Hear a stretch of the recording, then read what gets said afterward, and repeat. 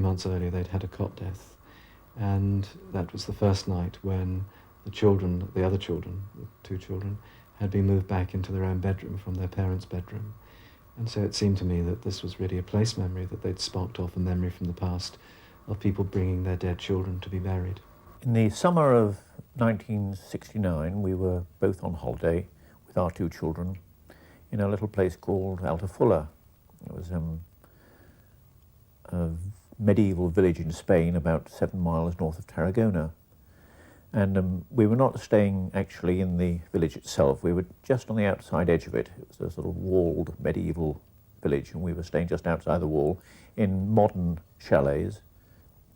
And after a normal day's holiday, we were sound asleep. Very hot, so we're not wearing any night clothes. I think we just got a sheet over us. And the first thing I knew was I had a dig in the ribs for my wife, so she better tell you why she woke me up.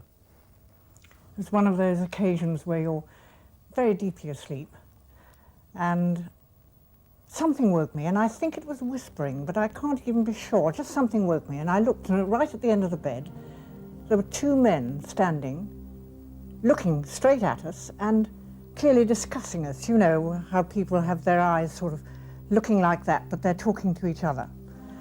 And I thought, gracious me, and I grabbed the bedclothes and hauled them up around my neck. That was the first instinctive thing, not to jump out of bed, but to actually cover myself up. And I banged Jerry in the ribs, you see, and he woke up. Well, as I woke up, I looked up, and there, looking down at us, were two people, two men.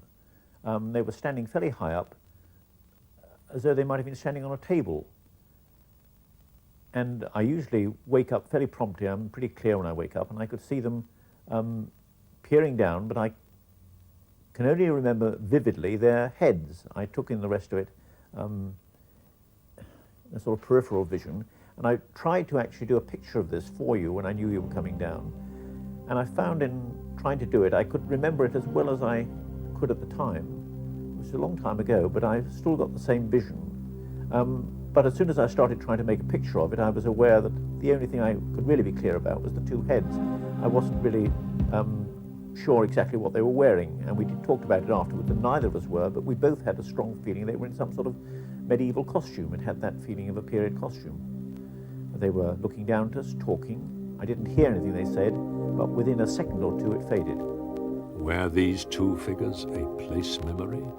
Or since they appear to be whispering about what they saw, were they lost souls?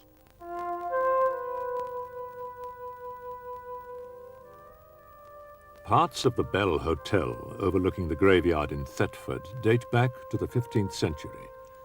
Guests and staff have many times reported seeing a young girl who suddenly disappears, and one story goes that a woman named Betty Radcliffe killed herself here because of the pain of unrequited love, but another tells that she was murdered and that her daughter, distraught with grief, hurled herself from an upper window. This room, number 10, now the honeymoon suite, has always had a reputation for being haunted.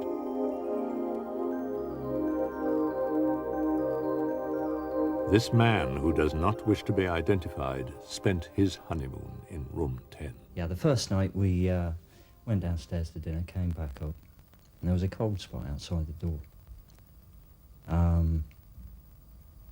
As we came into the room, the door felt as if it was being pushed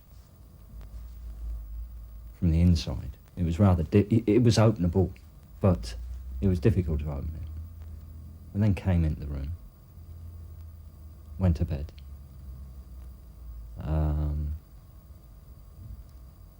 We were laying there, and my wife pointed out there was a glow in the far corner of the mural on the wall, and she drew my attention to it. So I sort of fobbed it off, nothing, you know. And then we went back to sleep. I should think it was around about 3 to 4 a.m, and we heard footsteps running up and down the corridor outside the room. And then the footsteps came inside the room and were walking around at the bottom of the bed area. Later on that night, or later on that morning, a young girl appeared in the middle of the room, walked towards the window and disappeared. We then went back to a rather late sleep and as I was laying there early in the morning, the sheets were lifted up over my face, which I then put back down. And then it was done about 3 or 4 times. I thought it was my wife, which it wasn't, because there was nobody there to do it. And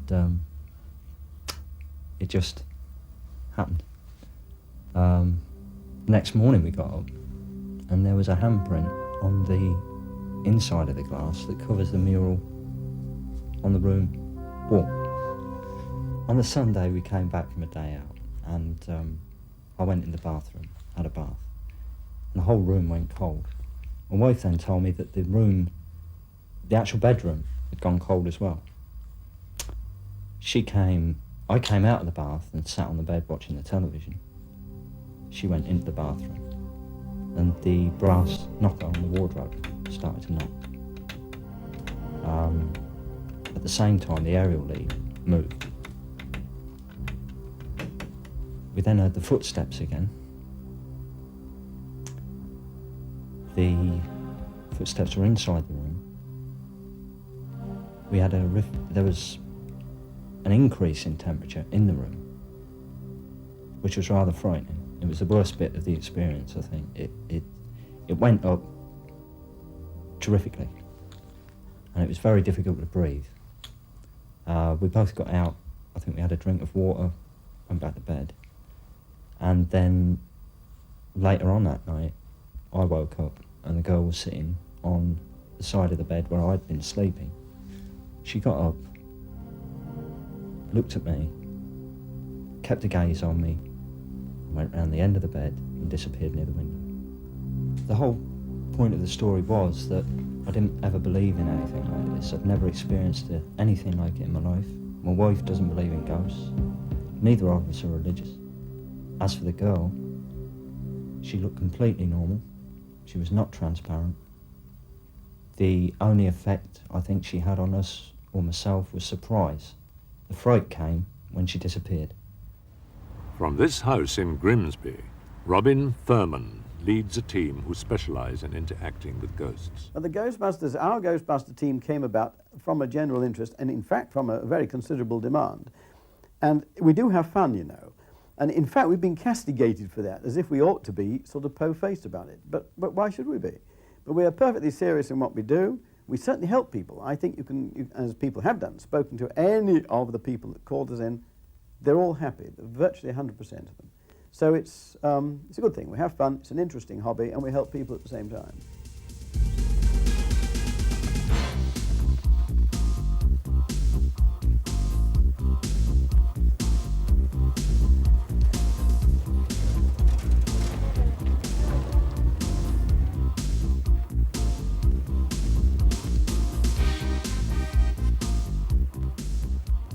Well, our car, you know, I mean, it's certainly not just a joke. We have great fun with it, but we need a big car. You see, it takes 3 very powerful batteries, and it's got enough room for probably 12 people, so we can get Ben, our big ghost hunting dog, in with all the team and, of course, all our equipment. We have the equipment takes up room as well as the batteries, you see. So it's a very valid piece of machinery. Well, the team consists, of course, myself. I'm the parapsychologist, the team leader. There's my son Andrew, who is an engineer. Janice Patterson, who coordinates the team, keeps us organised, and she's a microbiologist by profession. And Rodney Mitchell, who is a physicist and computer scientist, and he developed some of our most elaborate machinery, such as it is our Robo-Ghost, which has been written about in Micro User magazine, amongst other places. And we're all enthusiastic paranormalists, you might say. People sometimes ask us about Ben, our Newfoundland dog, which is our sort of, it's a mascot for the team, but also he's useful. He found the secret staircase at Grange Farm, after all. He drew our attention to this sort of area behind the wall. So he's useful as well as a mascot. And, you know, dogs are notoriously sensitive to psychical effects, so we like taking him along. On another occasion, I was told by some students that they'd had some frightening effects at an empty church, where a church which is still consecrated, a place called Skidbrook in Lincolnshire, which is a beautiful old church. Sadly, it has been vandalized, but the thing is, it's empty but consecrated. We went out there after they told us that they thought something nasty had been happening. Until they told me about it, I wasn't even aware that there was a church at Skidbrook. We got there to discover broken windows, black candles on the inside, emblems frequently associated with sort of demonic worship, inverted pentagrams and things like this. So there was certainly much activity of a sort of an unfortunate type going on out at that particular place. As the light began to fade whilst we were out here at the church, Rodney was outside, as I remember, with a torch, and he noticed that there were some disturbed tombstones. We turned the torches off. We didn't want to attract attention to ourselves from anything that might have existed or anybody that might be around at this stage, but we saw mist coming from the tombstones. Before we had a chance to examine this completely, Janice, who was waiting in the doorway of the church, told us the instruments were going wild. There were variations, wild variations in temperature. Looking back, we were horrified to see this mist arising from this very part. It blew towards us. We had to do something about it quickly. This is when we used the tractron beam. It was the most dramatic effect we have ever had from it. We fired the light into the mist, which seemed to shatter into billions of glittering lights, and with a whoosh, it rushed somehow out of the open doors which were over there. We were left in a completely empty and freezing cold building. After that, there was absolute silence. There was nothing to hear and nothing to see at all.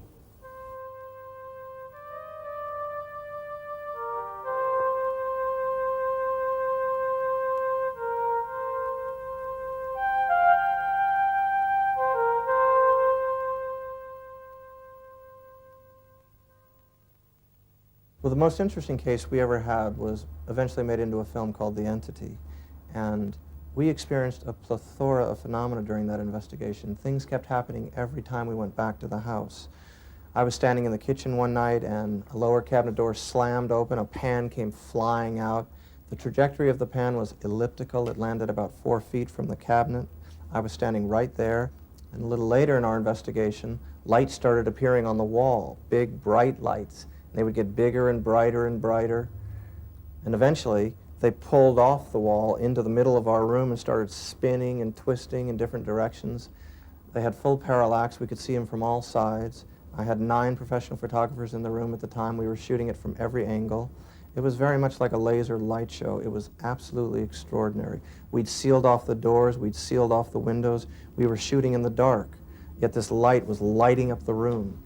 Quite often she reported seeing something when we didn't, but many other times we were seeing balls of light at the same time that everybody else was. In fact, we had over 30 witnesses seeing these balls of light moving across the room. At one point, the ball of light coalesced into a head, and then shoulders started to form, and it extended down to the ground, and we were all practically in shock as this figure was forming. And the moment it formed, it just went out, just like that, as if somebody pulled the plug or something. The energy just disappeared. Well, all the phenomena was directed at her. She claimed that she was attacked and raped by this entity, and she described the entity. We were never present when she was attacked, but there were big black and blue marks all over her body. There were bite marks on her neck and bite marks on her breast. She was severely attacked, but as to what attacked her, I was never there, so I don't know.